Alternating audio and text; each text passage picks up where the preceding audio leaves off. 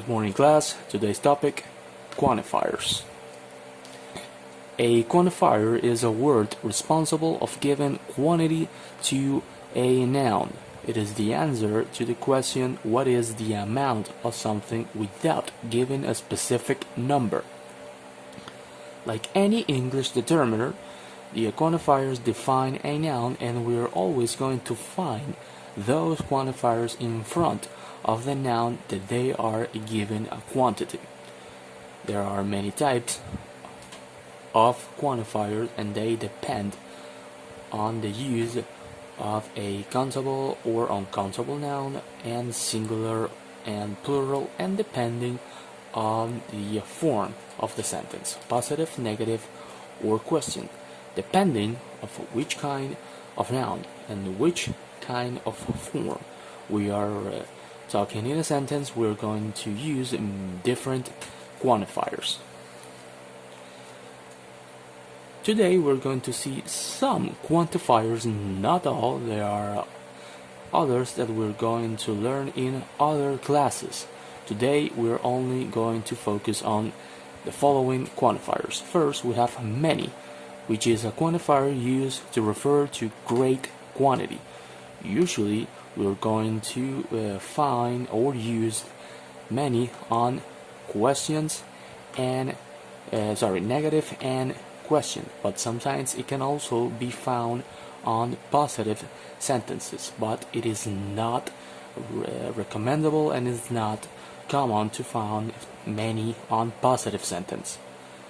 We have in here some examples, but first, the quantifier many, it is used on countable and plural nouns. So we have in here the kind of noun that use many and the form of sentence.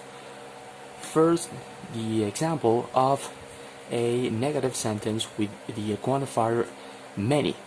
There are not many visitors in the museum, so we know that we have here a negative sentence. There are not many visitors, so it's a great quantity. In this case, a very small amount of visitors, basically none. Then we have a question form. How many books do you have?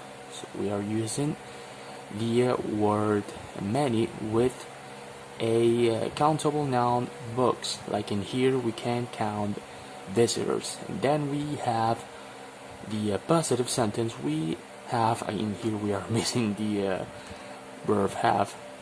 We have many friends. We have friends, accountable and plural nouns. We can also use the words to and so to give more emphasis to the quantifier many, to many or so many, for example.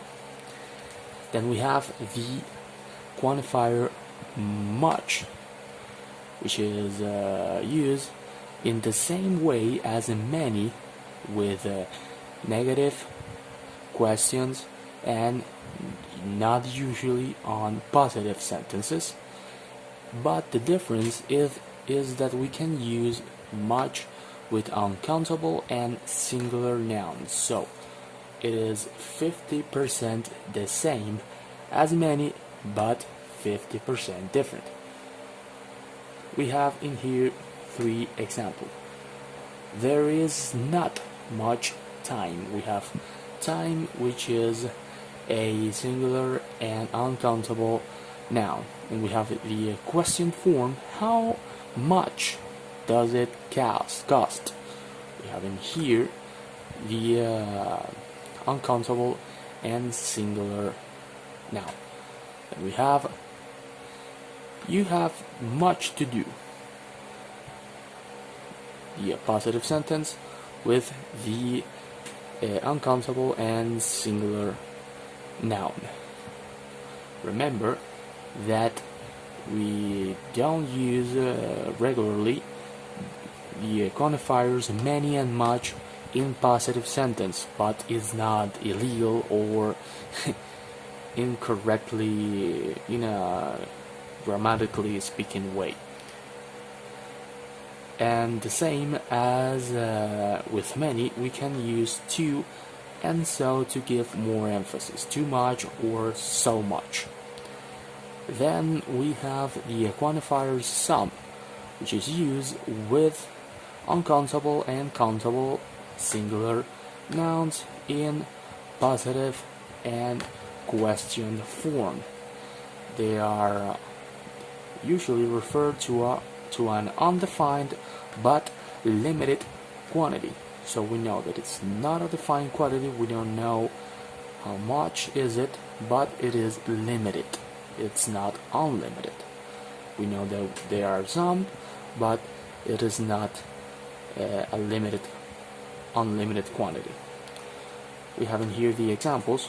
First, for a positive form and a countable noun, the store has some pineapples. We have the countable noun pineapples, and we have a positive form using the quantifier sum. So we know that there are some pineapples, but it's a limited quantity.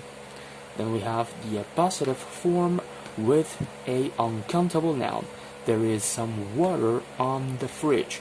The uncountable noun water and the positive form using some to refer that there is some limited amount of water in the fridge. And we have the question form with the countable noun. Do you have some cookies? We have the countable noun cookies, and we have the question form. And finally, we have the question form with the uncountable nouns. Can you order some coffee, please? Coffee, the uncountable noun, and the question form. Next, we have any, which is the same as some, the same form with countable and uncountable noun, but with the negative and question form. For example, the store doesn't have any pineapples. This is the example for the negative form with the countable noun. The store doesn't have any pineapples.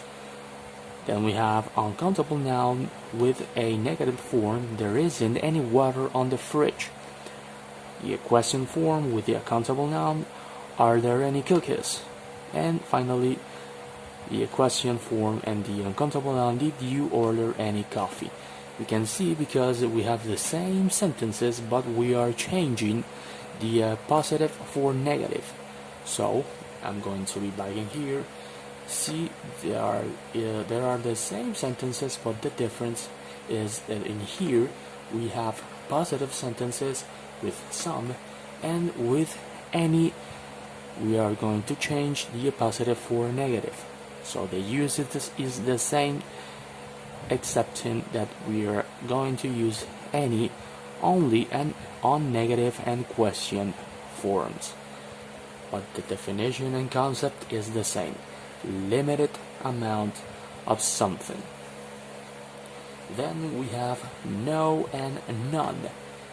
None is used without any noun and is at the end and as an answer.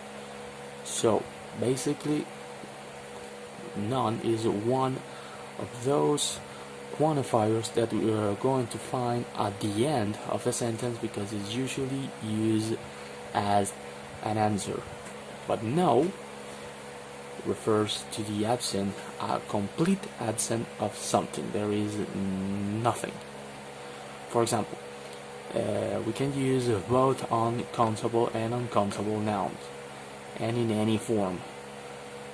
How many pages have you read? None. This is the countable noun pages, and the answer is none. So we are seeing in here that none, it is usually found on answers. We have in here the use of no as quantifier. There are no books. So we know that no and none, remember, specifies that there isn't any amount of anything. With an uncountable noun we have, do you have any cash? None. And we have the uncountable noun cash, and we have the answer none. There is no cash. So then we have the example with no. I have no cash. So basically, as we are seeing in here, when we are answering the question with none, we can basically change that question to a statement and using no instead of none, for example, in here. But it is very easy to use no and none. And the final quantifier of today, we have a lot of and lots of. These quantifiers refers to great quantity with countable and uncountable noun. We use with questions, and we refer or we use lots of as an informal way of a lot of. So basically, we know that a lot of and lots of refer to the same thing, but we use lots of in more informal situations. For example, in a conversation, we're going to use a lot of and lots of with countable and uncountable and with positive and negative forms. For example, he has a lot of toys. We have in here the positive form and the uncountable noun toys. Negative, he doesn't have a lot of toys. So we know that we are referring to great quantity or lesser quantity. Then we have the positive form with an uncountable noun. I have lots of ideas, and the uncountable noun, I don't, the negative form, sorry, the uncountable remains the same. I don't have a lot of idea. So a lot of and lots of are basically the same, but lots of it's more informal, and we are going to use these nouns to great quantities with countable, uncountable noun, and only with positive and with negative form. Never we're going to use a lot of and lots of in questions like it says in here. No questions. So quantifiers are very easy to use, but the only thing that we need to keep in check is the form for any quantifiers, because not all the quantifiers are used in any form, positive, negative, and question. So we need to know which one we can use in a positive, negative, and question form. And we need to be careful with the noun being uncountable and uncountable, and which quantifier we are going to use. That is it for today's class.